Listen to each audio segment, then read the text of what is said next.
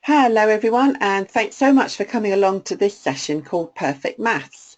So usually with our can-do conversations we talk about behaviour and we talk about resilience and other additional learning support, but I thought you'd find it really useful to meet my friend and colleague Jane Stigger, who's a maths expert. And one of the things I know about maths is that a lot of people find it very difficult to engage with it. And another thing I know about teachers is that most of us have been asked to teach maths when we perhaps aren't maths experts. I think one of the real shining lights that you can have if you know a maths expert is that they're able to simplify it so that everybody knows what it's all about and how to make it easier. So I'm really pleased that we've got Jane today, but I just want to go through some housekeeping things with you. Remember, if you've got technical problems, then please just sign off and sign back in again. And you should just be able to use the same link and pick up from where you left off. And I will make a recording so you're able to pick that up again another time anyway. If you have any questions, please save them until the end and then we'll be able to reply. You can put them into the chat section of your control panel that you have there. Yeah, and we always love to get some feedback, so please do give us feedback at the end also. It'd be lovely to hear from you in that regard. So what I'm going to do is just give a brief introduction to Jane Stigger. She's got a blog called FE Culture.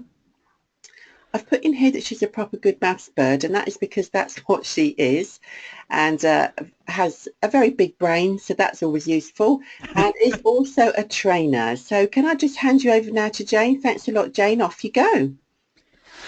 Good morning everyone, and hello, and thank you for joining us for this perfect maths thing, and thank you to Hilary. I hope you get something useful from it. Maths is a very scary subject for a lot of people, and it's a good way to see how we can help the learners. So first of all, lots of students are frightened of maths. They have past experiences, or sometimes people think they just can't be bothered, but generally the fear of maths is not as scary as the fear of snakes or tarantulas. But if you think about it, when was the last time you actually had a snake in the checkout queue or the supermarket, or a tarantula crawled out your phone bill or in your homework?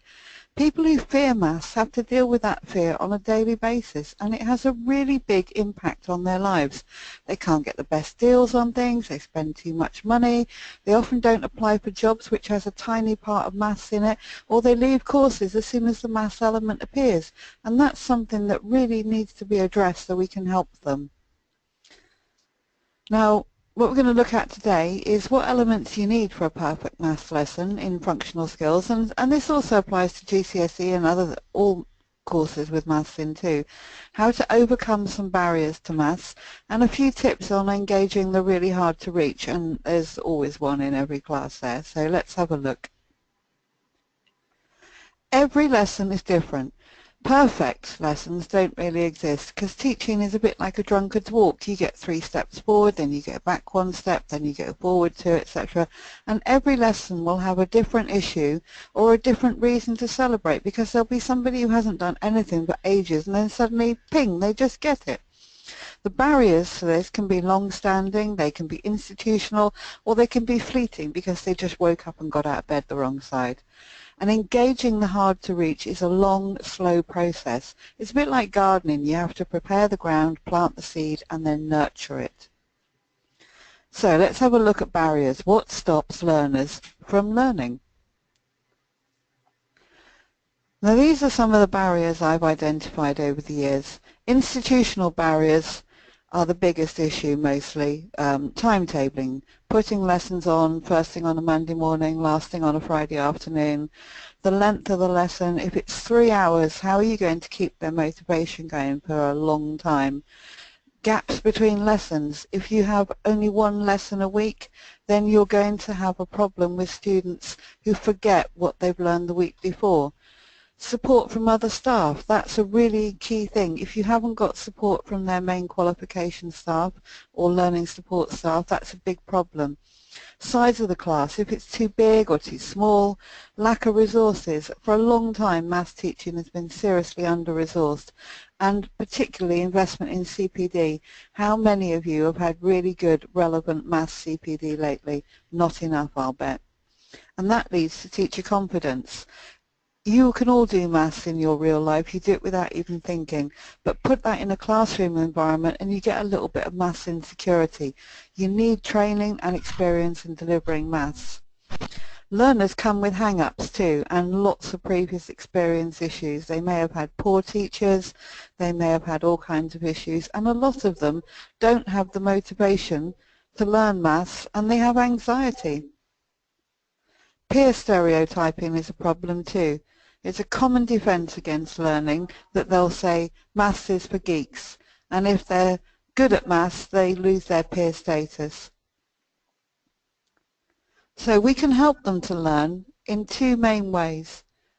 We can prioritise the learning goals from the least obstacles to the most. We can build obstacle removal into all the learning plans. Some learning obstacles are sufficiently small, it's really easy to just jump over them as it is to make efforts to remove them. And in some cases, however, it's worthwhile that we build obstacle removal into our learning action plans. Learners can be defensive. They've had bad past experiences. They may have had a teacher who shouted at them, for example. They may have had a terrible school experience. They may have a delivery belief such as, I can't do maths, no one in my family can. And there's a really bizarre pride in that one. I've had so many parents come to parents' evening and say, oh no, they can't do maths. It's like me, I can't do it. My granddad couldn't do it. My third cousins, aunties, uncles, whatever, goldfish couldn't do it. People are proud that they can't do maths in this country, and I think we really need to change that preconception. Barriers to maths. Well, why learn it in the first place? I think it's really key that we have relevance, context and application to the main qualification, or their future employment, or their hobby. And people say, we have calculators now, so what's the point of algebra? Well, there's always a point to algebra, but most functional skills students can't see it. Is there a discord between the teacher and the learner perspective? Some teachers don't see the point in teaching maths to those who don't want to learn it, and that attitude is really contagious. Learners pick up on that and can become quite resistant. You've got specific learning barriers as well. We've got inclusive practice, learners with specific learning difficulties. There can be ethnic, cultural and linguistic diversity, gender issues and gender-sensitive learning and teaching. We've got mature learners who are coming back to maths much later in life. Non-visual representation of maths, way too much text in most maths books and nowhere near enough pictures, and far too much theory and not enough relevant application to the subjects that the students are interested in.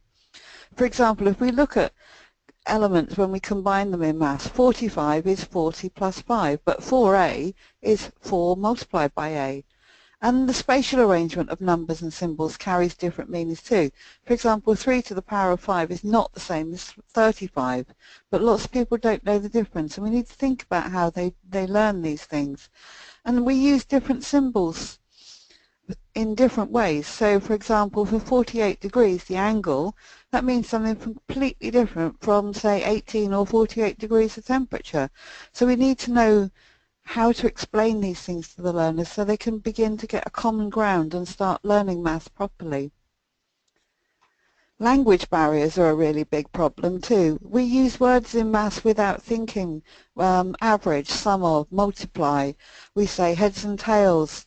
I've seen questions using a block of Wensleydale. If you're a student who's never seen or heard of a block of Wensleydale, that question would stump you completely, even if you can do the maths. You get so hung up on the language used that you don't actually do the maths involved.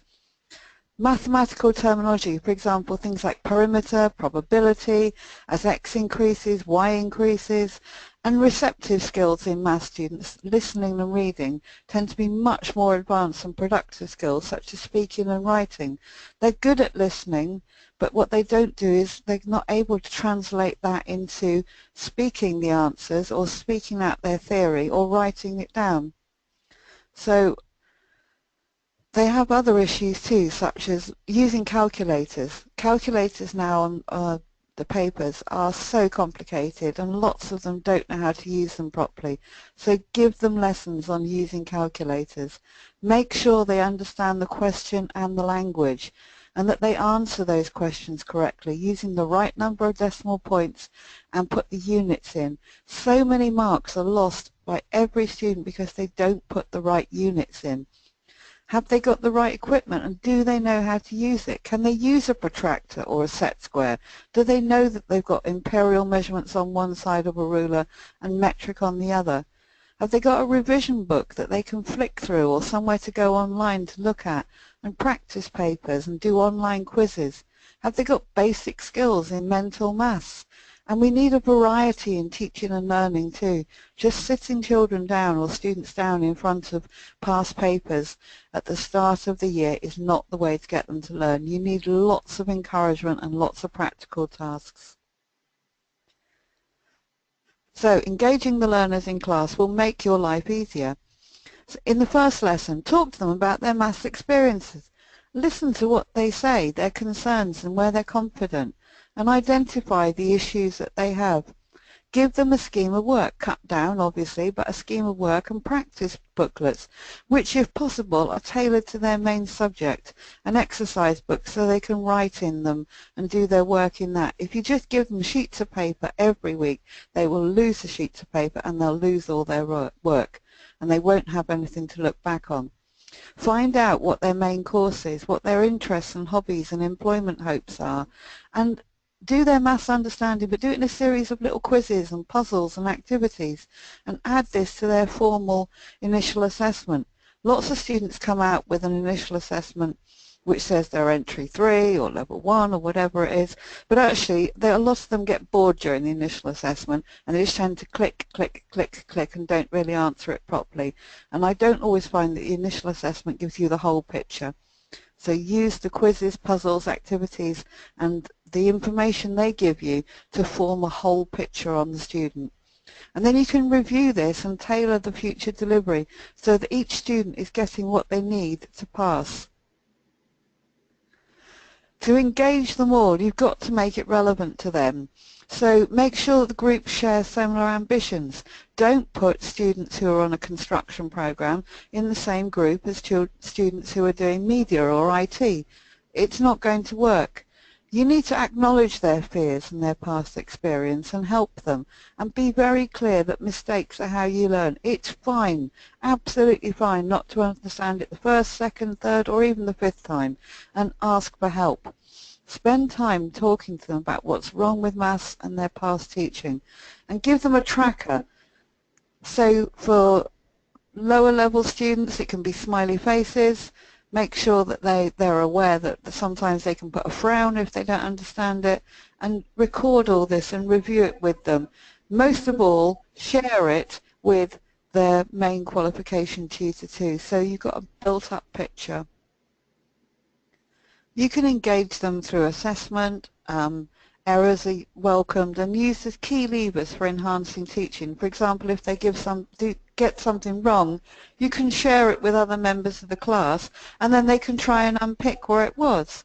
We need more training and resources for teachers and a less traditional approach such as project-based learning, which links into BTEC and other vocational qualifications, micro-learning, mobile learning, using mobile phones, ICT. Don't use QR codes though, they laugh at that, that's so old hat, they think it's really funny. But there's loads of free apps on the iStore and on Google. There's so many things they can do with their phones and with computers, and it enhances their ability to learn. Use learning maps. There's loads of them one on each table that they're for the subject you're working with, and they can look that up rather than wait to be answered. So it frees you up to answer the questions which are important rather than giving them basic information all the time. Citizen Maths is a free online course that you can use to upskill yourself, and the ones who are more able can use it too in their quiet times. Have maths dictionaries available, or they can also go online and get those through their phone too. The dictionaries are in every language from French through to Urdu, and it will translate all the maths terms for them. Use domino and loop games and tarsia and writing frames to scaffold their answers so they understand what they're trying to do. So, tips for success. Have students translate the symbols into words and write the sentence out. 3x plus 4 equals 16. So when you write it out, you get 3 times x plus 4 equals 16. This helps the students to process the operations involved, and it gives them the opportunity to think through how to solve it, and it gives them a chance to familiarize themselves with the key vocabulary words. So make a writing frame and encourage them to use it. It will be slow at first and you might get a bit frustrated, but actually it's the best way, because what you're doing is you're embedding this into them, and they learn the words and they learn the terminology, and after a while they won't need it, but it will give them confidence and it will help them learn. So, writing frame, we've got something like this. You've got the problem, read the problem out, underline the key words with them, ask them what they think the relevant information is. They need to know their prime numbers. They need to know only the prime numbers, blah, blah, blah. It must be something to add to. What calculations do they need to do? And put them in. Then they can write the answer out and then get them to check their work. So they're improving their literacy skills as well as their numeracy skills, and this really will help them. Clarify. That's the key thing. Look at their thoughts and languages. So get them to think about, what are we trying to do? What is the problem asking me? How does the problem begin? What happens in the problem? And what do we need to know? So how can we break this down into smaller pieces, chunk it up into little bits that they can solve? And what type of problem is it? Is there a pattern? Can we see a pattern? And what's the possible plan for solving it? Estimating an answer is always good, because if they estimate that the answer is going to be 50 and their answer works out at 49, they know they're roughly right. Why are you doing that? Ask them these questions. Why are you doing that? Is that going to help you? And where did this number come from? Students often think things through in their head partly and write odd numbers down on the page, but they don't join them all up. And when they're writing down the answers to the questions, it's important that they don't cross things out, because they can still get marks for that, as well as giving the right units and the right decimal places. Those are key things to do. And when they use calculators, they very often don't put down the steps. Missing out the steps means missing out on marks, and we need to make sure they start doing that. We can look at models and representation. So if they give you an answer, you can say to them, well, how else can we show this? Could we draw a graph to do this? Could we use a symbol? How would we explain this to other people? How can we write what we're thinking? Maybe we could use a different way of doing it. Maybe we could use a data table. This variable stands for, etc. And what you'll do is you'll remove the lost, the confused, the unsure, the unclear, and the perplexing nature of maths, which is what throws so many. So, if we're going to do this, we need a good, I need to go back. Teacher attitude is important. We must encourage students, and we must feel confident ourselves. It's very, very important that we feel confident, and if we don't, then we need to try and brush up our skills. By demonstrating an enjoyment and appreciation of maths, which we all have in our lives with electricity bills, phone bills, etc., we can then develop a healthy relationship with the subject, and students do pick up on that. If you're not as comfortable with maths yourself, then invest in some professional development. You can come on Twitter. There's lots of maths people on there who will be very willing to help you, but also push for it at work. Get your line manager to get you some support and help.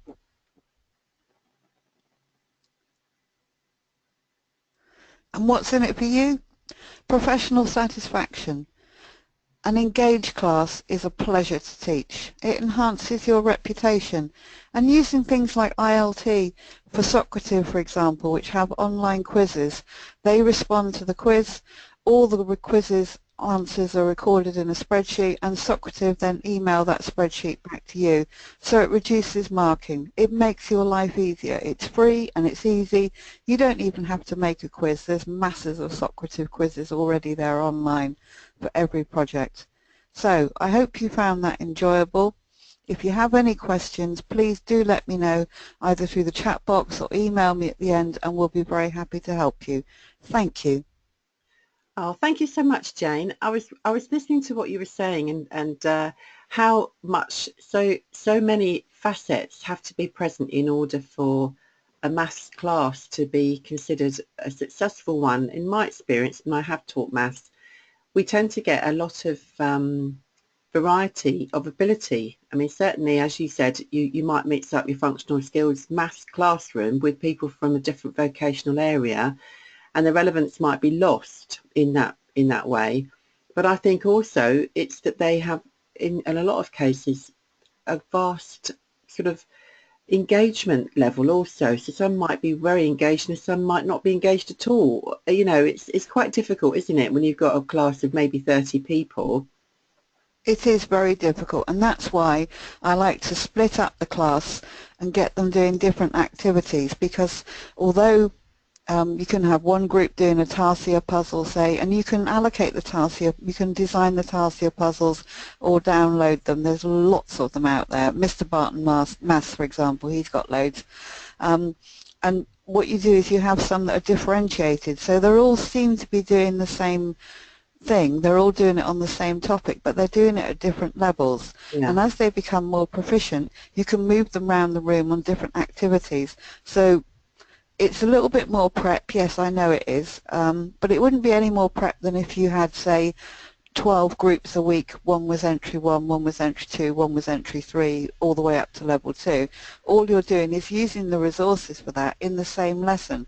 So they're all doing the same topic, but they're doing it at different levels. And if you keep them moving around different activities, so some of them are on a computer, some of them are doing a puzzle, some are doing loop cards, some are doing a past question, some are doing a practical task, maybe measuring or weighing or something, then what you do is you keep them engaged the whole time, and every single one of them will pick something up from one of the activities and give them some competence and some knowledge. yeah, thank you.